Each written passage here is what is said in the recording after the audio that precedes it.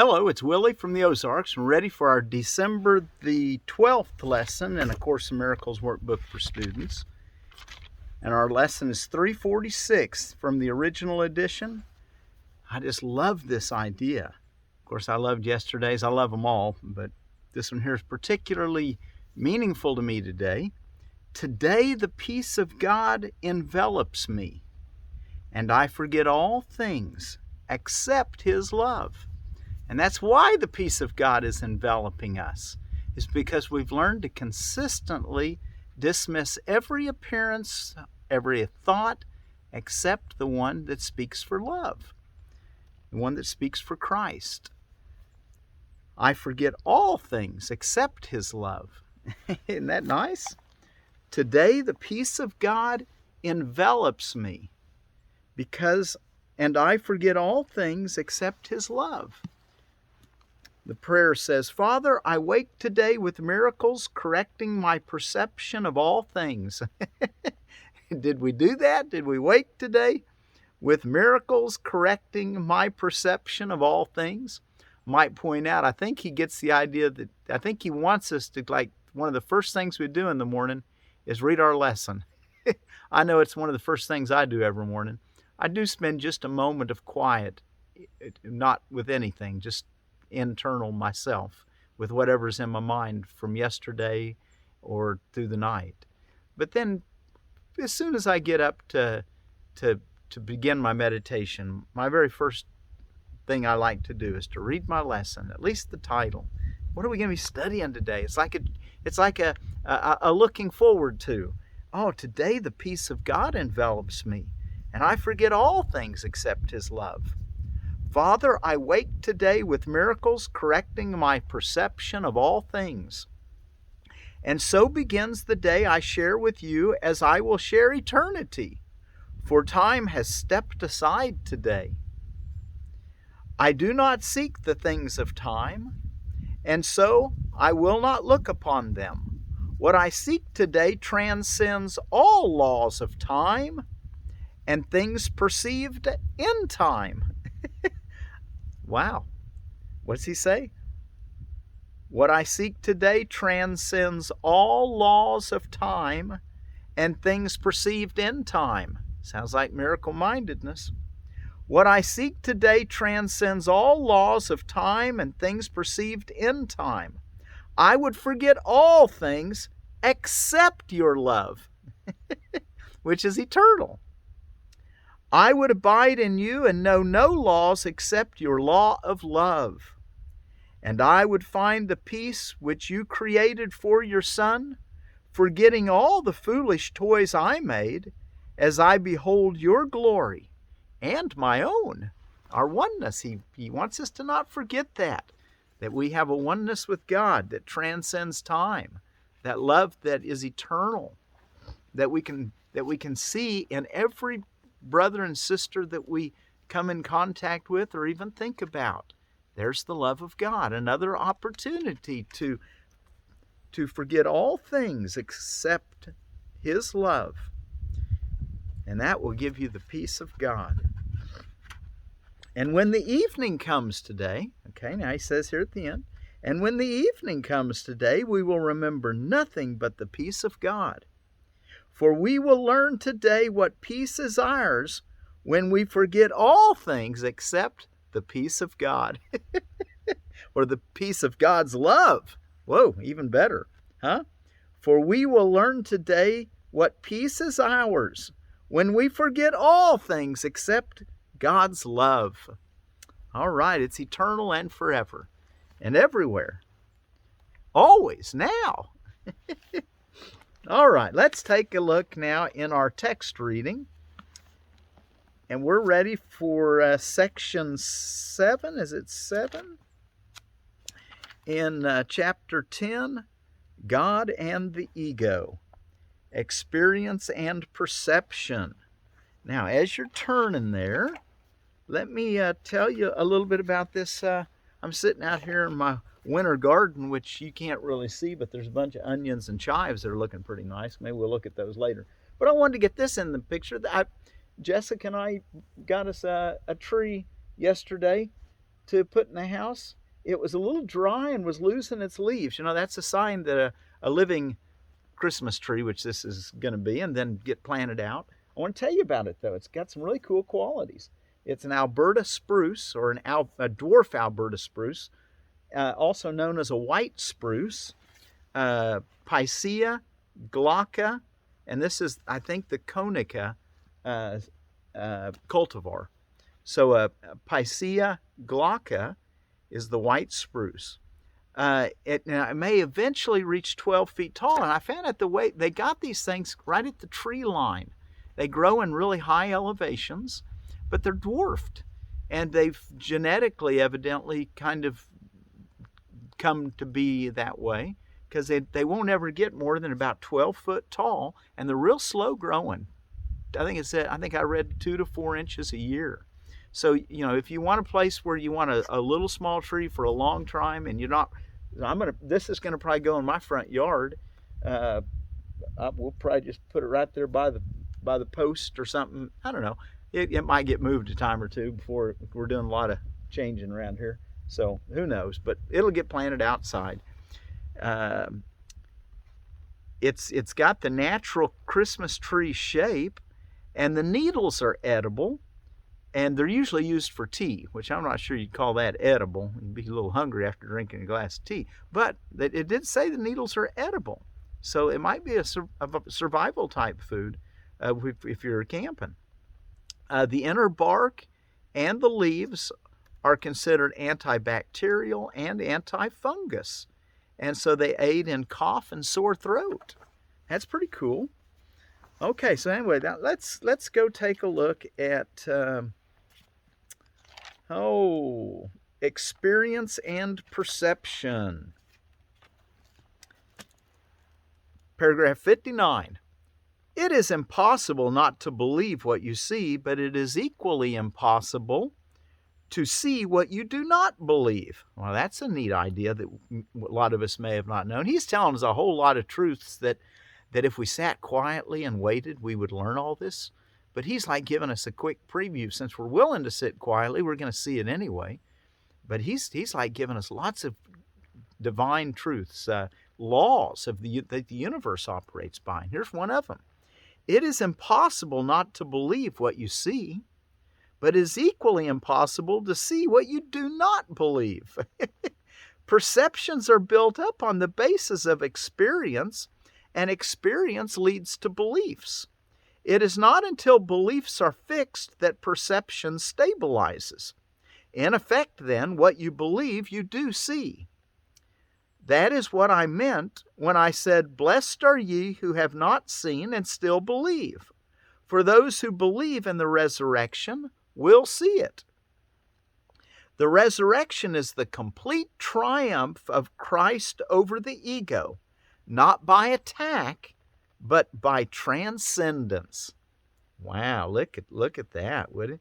The resurrection is the complete triumph of Christ over the ego, not by attack, but by transcendence. Resurrection.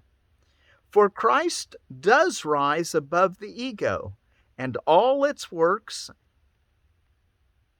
and ascends to the Father and his kingdom. Let me read that last sentence again. For Christ does rise above the ego and all its works, and ascends to the Father and his kingdom. A little better understanding that way, huh? Paragraph 60. Would you join in the resurrection or the crucifixion? Would you condemn your brothers or free them? Good question, huh? Obviously, if you want to go to get crucified, well, then condemn your brothers. If you want to join in the resurrection and overcome the ego, then don't condemn your brothers. See them as innocent, as you see yourself. See yourself as innocent too. Remember, we learned the other day that sometimes in the initial stages of not judging those outside, you tend to harbor the judgment inside and condemn yourself for what you thought you were doing outside. And he says that's just as bad to condemn the inner self as the outer self. Because why? Because they're all the same. All right, so let's remember that. Would you join in the resurrection or the crucifixion? Would you condemn your brothers or free them? Would you transcend your prison and ascend to, turn my page just a minute. Ascend to the Father. Ascend to the Father. Would you transcend your prison and ascend to the Father? That's resurrection. Personal resurrection, and you bring everyone with you. You see everyone is resurrected. You see everyone as the Christ. That's how you get resurrected. That's how you transcend the bodily identification of death and decay. For these questions are the same and are answered together. Should we ask the questions again? Let me read again. Would you join in the resurrection or the crucifixion? Would you condemn your brothers or free them? Would you transcend your prison and ascend to the Father? For these questions are all the same and are answered together. There have been much confusion about what perception means because the same word is used both for awareness and for the interpretation of awareness. Yet you cannot be aware without interpretation, and what you perceive is your interpretation. This course is perfectly clear. You do not see it clearly because you are interpreting against it, and therefore do not believe it. And if belief determines perception, you do not perceive what it means, and therefore do not accept it. Remember, the way you see something is not complete or finished until you've interpreted it, given it some meaning. And this is what he's trying to get us to see, is that there has been much confusion about what perception means because the same word is used both for awareness and for the interpretation of awareness. Yet you cannot be aware without interpretation, and what you believe is your interpretation. Okay? See how important what meaning you gave something, how important that is? Nothing I see in this world means anything. You see why he started there in lesson 1? This course is perfectly clear. You do not see it clearly because you are interpreting against it and therefore do not believe it. And if belief determines perception, you do not perceive what it means and therefore do not accept it. Paragraph 61. Yet different experiences lead to different beliefs, and with them different perceptions. For perceptions are learned with beliefs, and experience teaches. I am leading you to a new kind of experience which you will become less and less willing to deny. Learning of Christ is easy, for to perceive with Him involves no strain at all. Wow, it's easy to perceive with Christ because to perceive with Him involves no strain at all. His perceptions are your natural awareness, and it is only distortions which you introduce that tire you. Let the Christ in you interpret for you, and do not try to limit what you see by narrow little beliefs which are unworthy of God's Son. For until Christ comes into His own, the Son of God will see Himself as fatherless. Oh my. 64. I am your resurrection and your life. You live in me because you live in God, and everyone lives in you, as you live in everyone. Can you then perceive unworthiness in a brother and not perceive it in yourself? And can you perceive it in yourself and not perceive it in God? Believe in the resurrection because it has been accomplished, and it has been accomplished in you.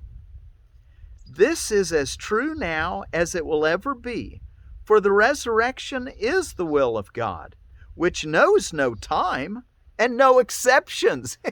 You can't be accepted. In other words, you're part of what believe in the resurrection because it has been accomplished. Wow, it's already been accomplished in you. And it has been accomplished in you.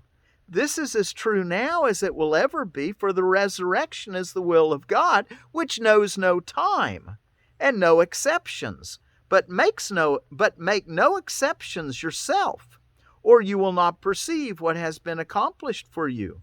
For we ascend unto the Father together, as it was in the beginning, is now, and ever shall be. For such is the nature of God's Son, as His Father created Him. I am as God created him. I am as God created me. His Son can suffer nothing, and I am his Son. Remember that lesson? 63. Do not underestimate the power of the devotion of God's Son, nor the power of the God he worships over him. For he places himself at the altar of his God, whether it be the God he made or the God who created him. We want the real one, don't we? Not the idol. Not one we just made up. That is why his slavery is as complete as his freedom, for he will obey only the God he accepts. The God of the crucifixion demands that he crucify, and his worshippers obey.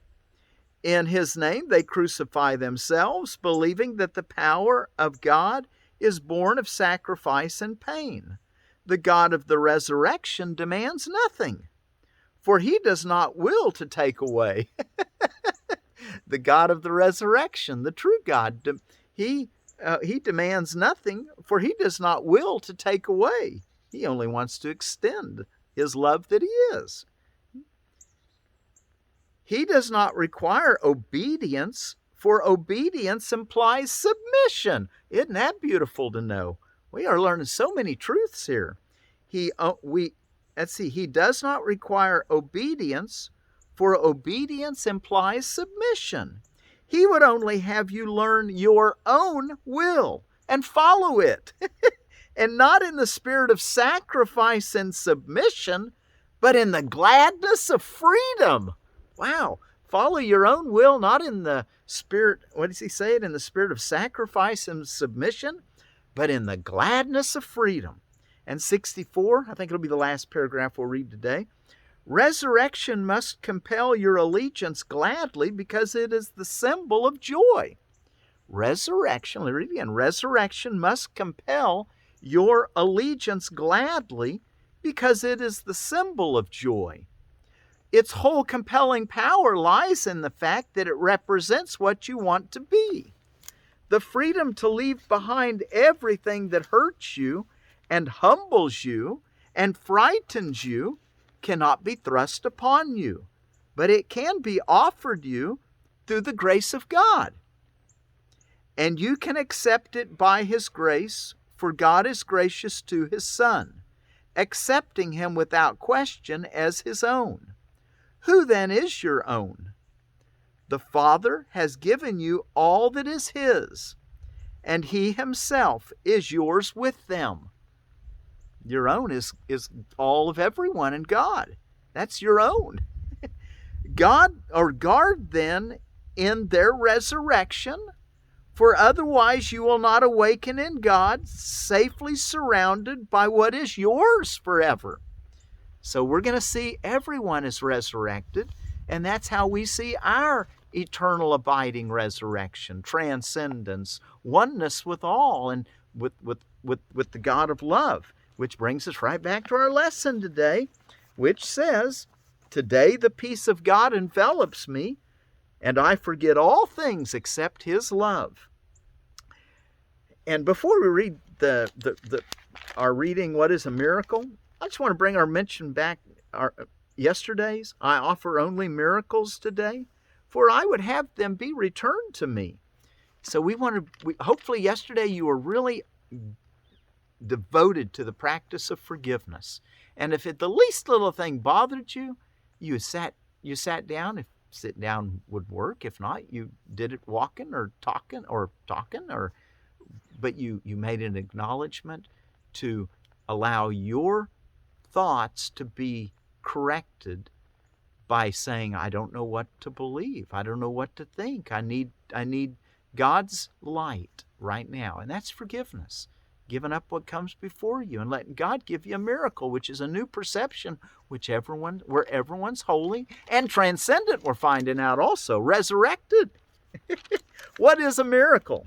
So today's lesson, though, today the peace of God envelops me, and I forget all things except his love. How could the peace of God not envelop you when you forget all things except his love? What is a miracle? A miracle is a correction. It does not create nor really change at all.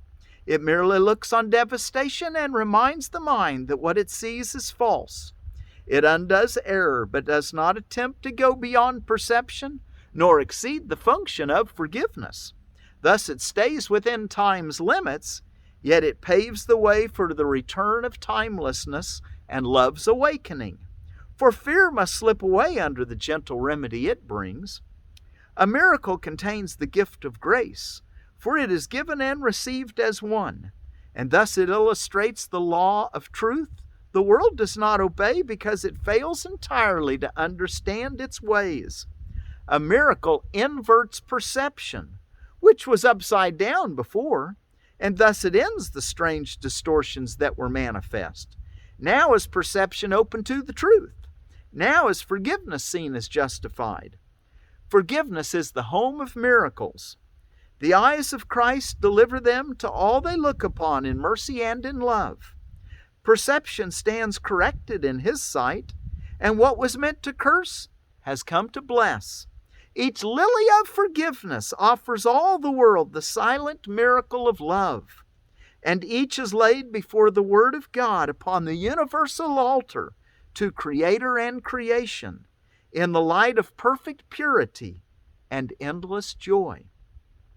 The miracle is taken first on faith, because to ask for it implies the mind has been made ready to conceive of what it cannot see and does not understand. Yet faith will bring its witnesses to show that what it rested on is really there. And thus the miracle will justify your faith in it and show it rested on a world more real than what you saw before, a world redeemed from what you thought you saw. Miracles fall like drops of healing rain from heaven on a dry and dusty world, where starved and thirsty creatures came to die. Now they have water. Now the world is green. And everywhere the signs of life spring up to show that what is born can never die, for what has life has immortality.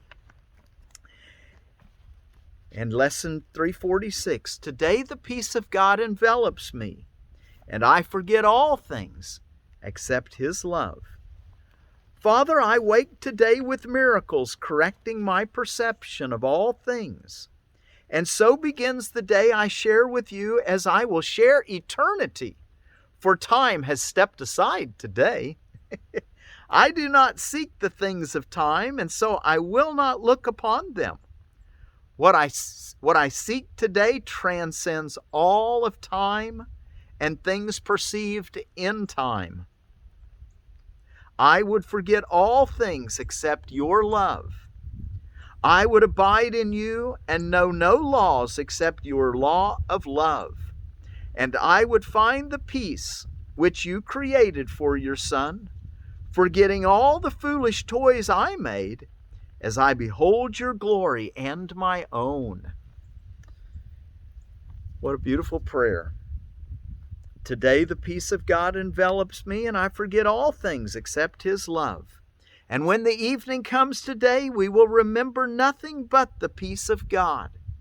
For we will learn today what peace is ours when we forget all things except God's love. And we will learn today what peace is ours when we forget all things except God's love. So until tomorrow, today the peace of God envelops me, and I forget all things except His love. And thank you so much for joining me. Today the peace of God envelops me. Today the peace of God envelops you. Today the peace of God envelops us. Today the peace of God envelops me, and I forget all things except His love.